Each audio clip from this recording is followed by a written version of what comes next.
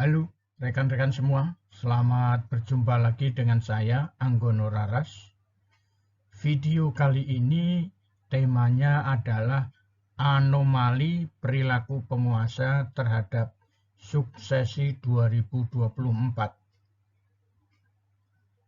Hal yang tidak lazim dilakukan seorang penguasa yang pada akhir masa tugasnya justru membangun permusuhan dengan calon pengganti yang tidak diinginkannya.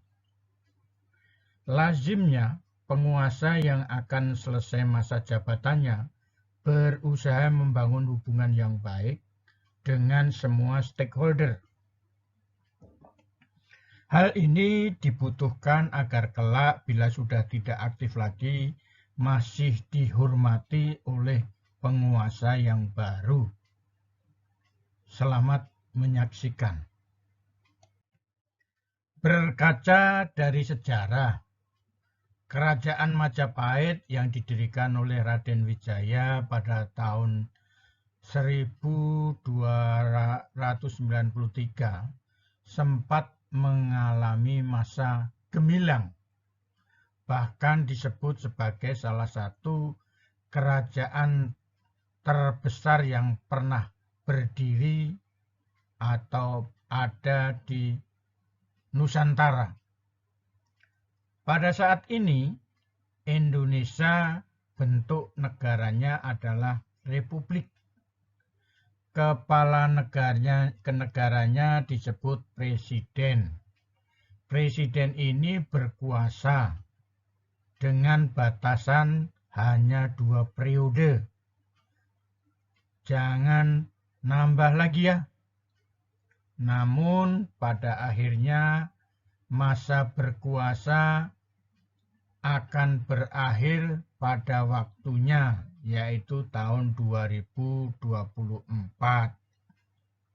Sehingga perlu diadakan pilpres untuk memilih presiden baru.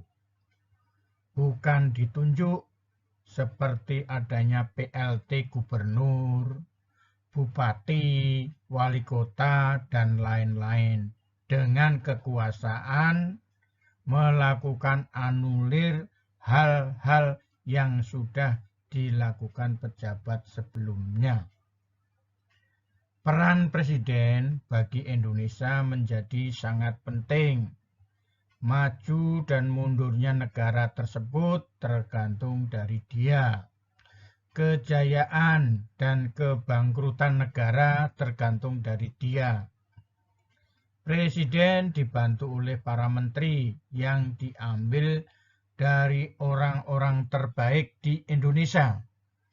Tapi yang kita lihat, para menteri tersebut banyak yang ditunjuk karena partai tersebut mendukung pemerintahan. Bukan ahli di bidangnya, sehingga mereka terlihat tidak tune in dengan jabatannya.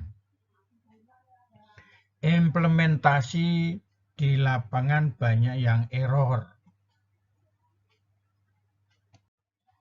Masa suksesi tahun 2024 harus terjadi. Penguasa terlihat sangat gamang untuk meninggalkan jabatan yang diembannya. Banyak pejabat yang ada di Indonesia, tapi yang dimusuhi hanya satu, Anies. Sehingga begitu masa jabatan Anies sebagai gubernur DKI habis, langsung diangkat pejabat penggantinya. Kewenangan PLT gubernur DKI ini sama dengan gubernur yang dipilih rakyat. Harusnya ada bedanya, karena dia tidak dipilih oleh rakyat, sehingga tidak boleh memutuskan hal-hal yang bersifat strategis. Perebutan tahta menjelang Pilpres 2024 memungkinkan masing-masing partai yang berkoalisi dengan penguasa mulai saling kasak-kusuk, membangun koalisi baru untuk ikut dalam Pilpres 2024. Internal penguasa mengalami gejolak akibat adanya perebutan kekuasaan atas jabatan presiden.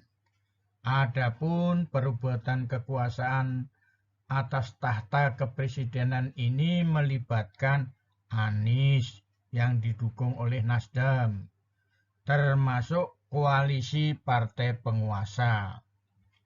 Konflik perebutan kekuasaan atas tahta kepresidenan ini pada dasarnya sudah memiliki mekanismenya. Perpecahan partai merupakan hal yang wajar saja terjadi karena menyangkut kekuasaan dan uang. Munculnya Capres Anies yang selalu disambut pada setiap kunjungan yang dilakukannya di daerah-daerah di seluruh Indonesia, sementara partai lain belum pada berani keluar karena ketua partainya masih ewuh pakewuh dengan bos yang diikutinya di pemerintahan. Sementara pengaruh Anies terus bergelombang, semakin meningkat bak tsunami. Gerakan Islam mulai bangkit lagi yang selama ini dianaktirikan dan dipersulit berdakwah baik di daerah, nasional, dan regional. Apabila dakwah dipersulit, maka malulah presiden kita karena dapat hadiah sebuah masjid dari Arab.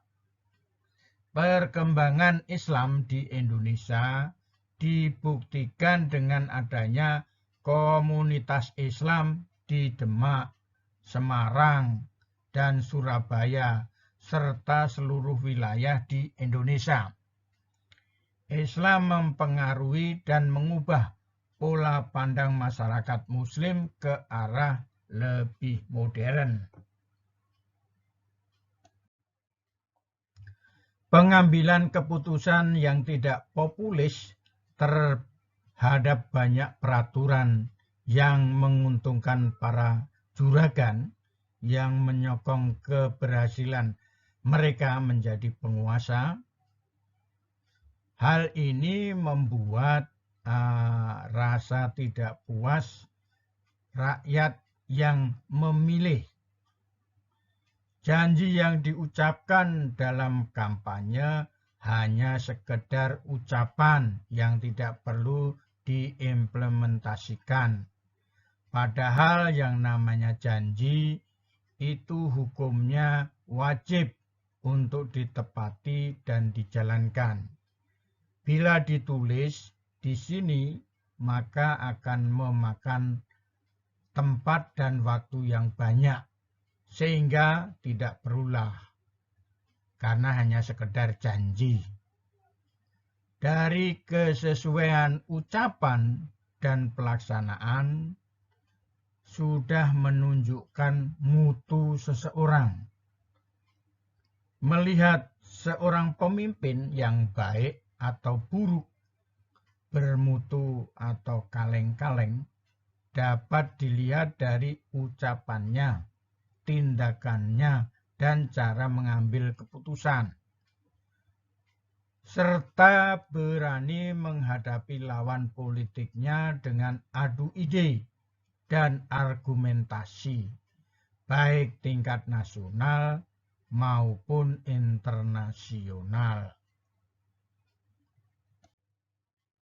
Presiden itu masa jabatannya paling lama 2 periode.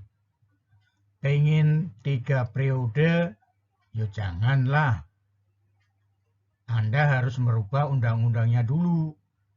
Tapi apa itu elok?